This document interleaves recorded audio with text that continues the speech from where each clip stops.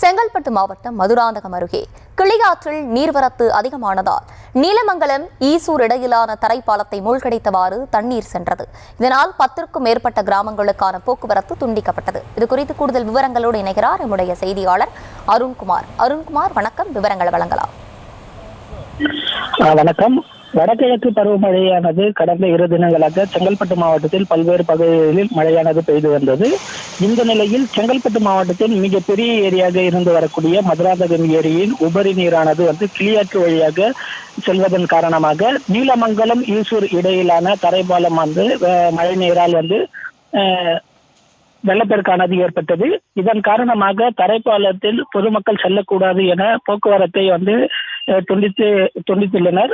இதன் காரணமாக நீலமங்கலம் ஈசூர் இடையிலான தரைப்பாலம் போக்குவரத்தானது தடை செய்யப்பட்டதால் நெல்வாய், கருப்பூர், லட்டூர் உள்ளிட்ட 10க்கும் மேற்பட்ட கிராம மக்கள் அந்த சாலையை செல்ல முடியாத ஒரு சூழலானது உருவாகியுள்ளது.